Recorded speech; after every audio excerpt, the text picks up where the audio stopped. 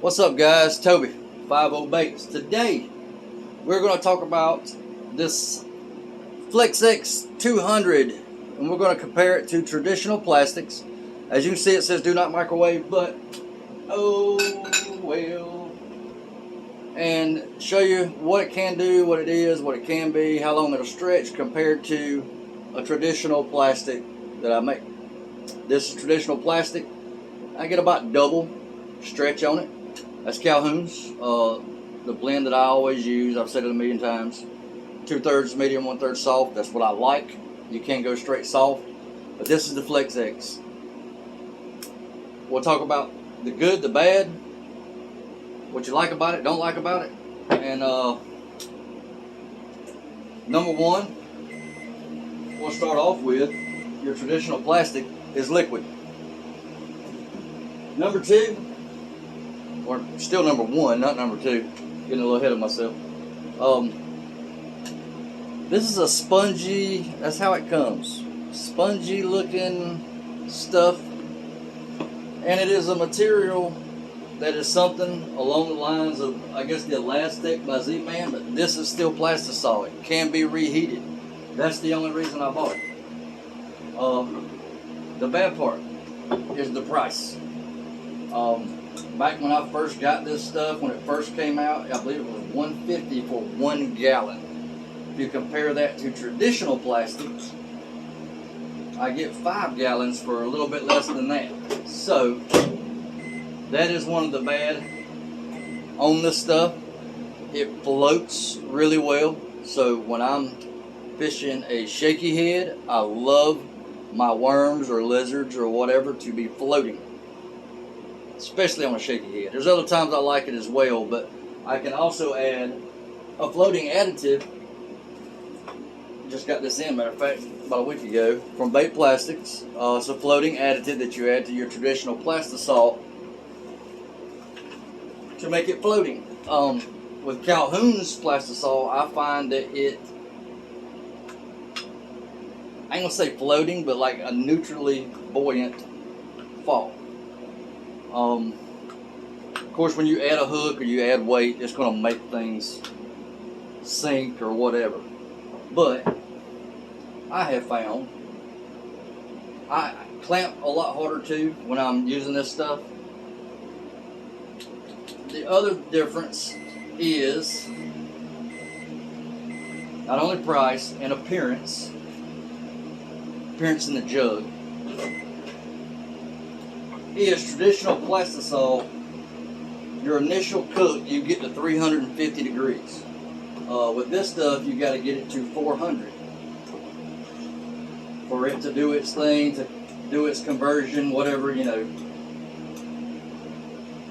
So you have to get it to 400. They say to heat it up slowly. I thought it was going to heat quicker than that. It does heat up a lot slower than traditional plastisol to me anyway. It seems to take twice as long to heat up the same amount if it was regular plastisol. So, like I said, we're going to compare the two of the plastics. Been a little busy today. This is an order, custom order. Clear plastic, red, silver, I was going to say chrome. I'm a Harley guy. Anyway, red, silver, black flake. You must love it. Ordered quite a many, so that's what we're doing. But I wanted to show you this Flex X and tell you what I think about it, like about it, don't like about it. I love it when I'm shaky head fishing. Like I said, it's very buoyant. It floats really well. I don't like the cost. I don't offer this to customers because the price. $125 a gallon, man. I don't know too many folks other than some of you big tournament guys that would pay that. But I make them for me and buddies that I fish with, or you know, whatever. It's gonna be green pumpkin brown because you know I love my green pumpkins brown. All my green pumpkins in my watermelon. It does turn into, from that spongy stuff to a liquid, just like traditional plastisol. It feels a little thicker in the cup. I'm sorry, I didn't think it would take this long to get it heat, but I should have known. But anyway, I have fished this lizards, but mainly I fish this worm a lot when I'm shaky head fishing. Just 6 1/4 inch finesse worm, trick worm, whatever you want to call it. That's the worm that I have confidence in. That's the worm that I fish a lot. I have a bunch of other ones too. I have 10.5s, 7.5, and a bunch of smaller ones like these little 4-inch finesses. But to be honest with you, I haven't fished these. I don't want it floating. Like if I'm drop shotting, I don't want it floating straight up. I want it like neutrally buoyant, like I get out of my Calhoun's plastic. So nothing changes except for the cook temperature. We still inject it with a traditional injector. I made crappie baits. I've made some Ned baits. Of course, lizards and worms out of this stuff. Alright, we're getting there now. Take another 20-30 seconds and it'll be ready to shoot. Again, green pumpkin, black flake, 2 different sizes like usual. Nothing crazy, but you do have to get that stuff to 400 degrees to make it turn over. So it takes a while for it to cool down to get to where you can shoot it. And I do clamp a lot more with this stuff compared to traditional plastisol because I've had a lot of flashing. I guess I shoot it too hot. So I let it cool down. I get it to about 310, 320. It feels a little different than traditional plastisol. So when it's at that temperature, it feels like it's starting to solidify already. But it always turns out pretty fine. Why they say to not microwave it, I do not know. The thing that does scare me or bother me with these things is getting your Anchor or Pyrex cup up to with 400 degrees in there. I don't want that thing to bust on me and send this stuff flying or whatever, man. You major burns, it'll be bad. So we're heated back to a liquid consistency, and we're gonna get it down to where we want it to shoot it, and show you the difference between regular plastisol and this Flex X.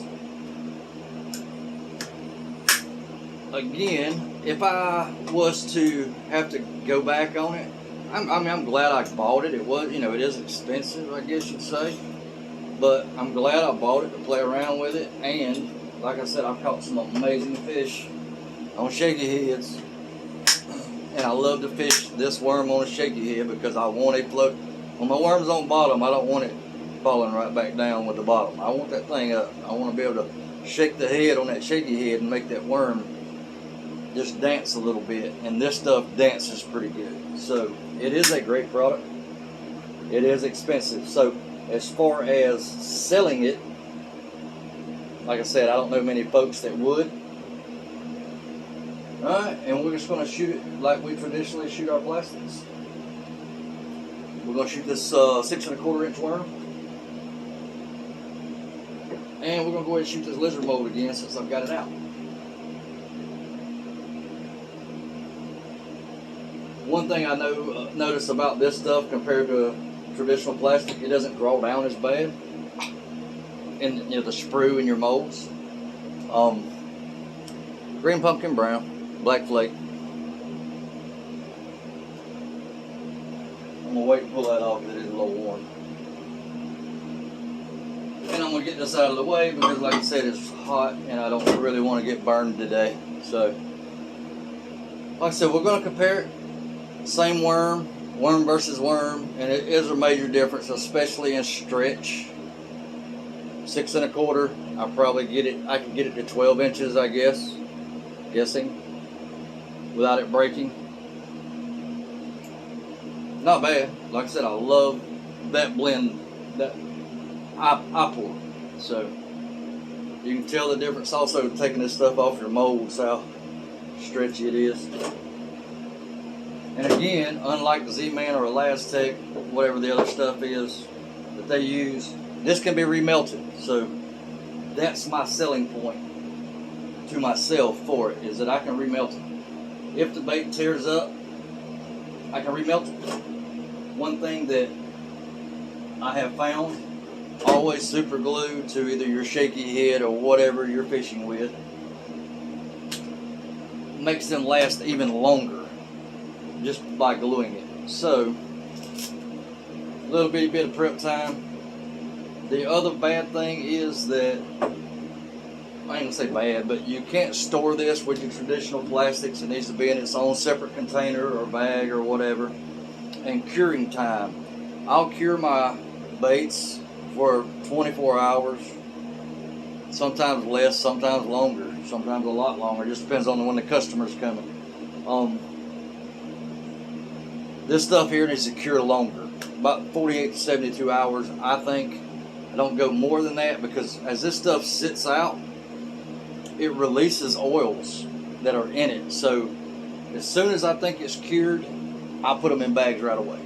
And there's a lot of oil that is in these things. I do not know the composition of it, the makeup of this thing, but what I do know is when you set them out, whatever they're setting on, if you leave them out there too long, I dented 3 of them. And this stuff's still hot, but not, I mean, you can still touch it. So as it cures a little bit, it's even more stretchy to me. Now once it's fully cured, I don't get as much stretch as I did. I got denting. That means I shot it probably a little fast. See that dent right there? But that's operator error. That's me. And the mold may be really hot because I've been shooting stuff today. Let's get one that's not dented. That one's not. And the first one is not. Nope, it's got it. Only one really. I'll still fish those. It doesn't bother me to have little dents on them. But for customers, I would not give them those baits. So, alright, so we have Flex X here, traditional plastic. Traditional plastic, maybe double its size, maybe 12 inches, maybe a little less, I don't know. 6 1/4 in the worm, and it's still warm, so I could get more stretch out of it. But here's what you get with the Flex X. I guess I need to turn, but I'm having problems with my shoulder. You can stretch this stuff, I don't even know how far that is, but my arms are all the way out. That's what's amazing about this stuff. Now, notice it's still warm, so this worm is actually now just a little bitty bit longer, but it'll go back to where it is. But that's the stretch you get out of the Flex X. And you can remelt it. So that is a bonus. Big time bonus. For me, because if it was just a one-time deal and done, I wouldn't have bought it. Now, oh, that even did all that stretch with a dent. I've got a big dent in that one too. That was operator error. That was on me. I don't know what I did, but probably shot it too hot. Yeah, I probably shot it too hot. That one right here looks pretty good. So, as you can tell, same worm, same exact worm. They're both 6 1/4 inches. That's my plastic. There's the Flex X. I could keep going with it for as long as I needed to. It does float. Another reason I love it. I'm going to wind up remelting those. Let's check out the lizard. Shot it because I already had the lizard mold out, as you could tell earlier.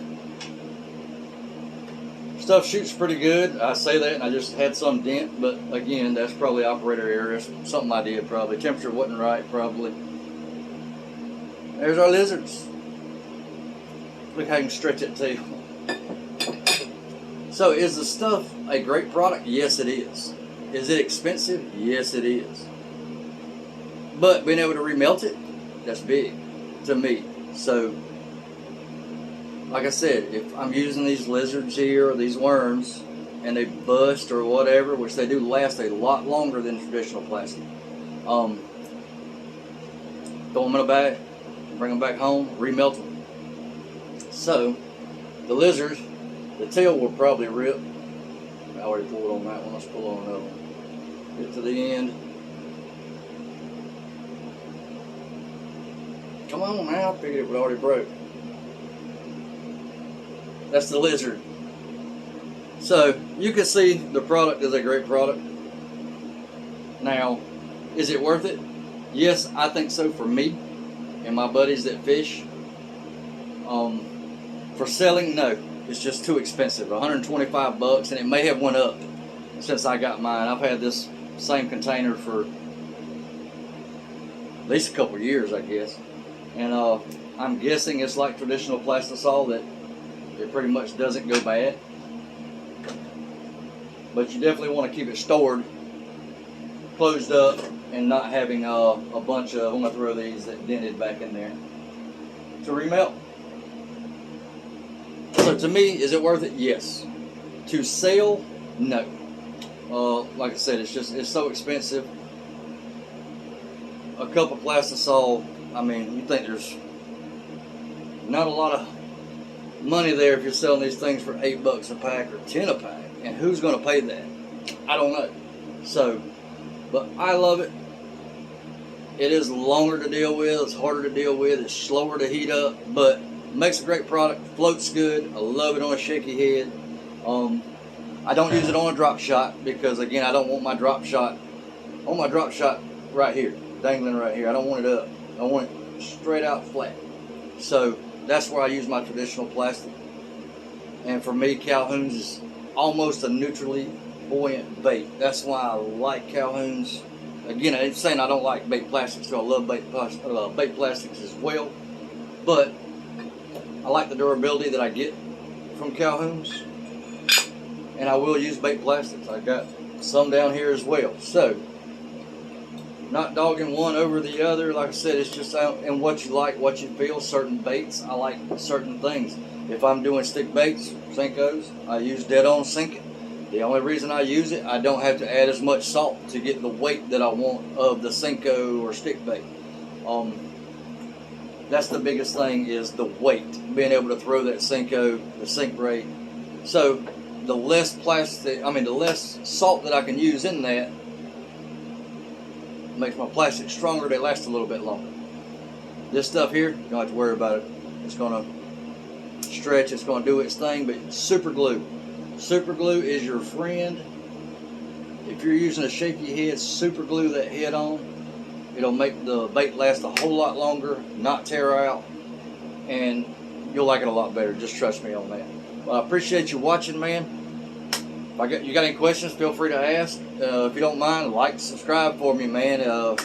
Slowly growing, trying to do more stuff. Going to get to where I can edit videos so they won't be as long, but I'm not there yet. That's why I haven't been painting yet. You don't want to watch somebody paint and have to deal with, clogs or whatever and take 5-10 minutes to fix that up. Fishing is the same way. I want to do fishing content with us fishing, but I don't know if you want an hour of fishing if we've got 20 minutes where we're not catching. But, so anyway, getting better, doing some new things. Appreciate you watching, appreciate you being here. If I can help you out, got any questions, let me know. Have a good one. Let's go catch some fish. See you.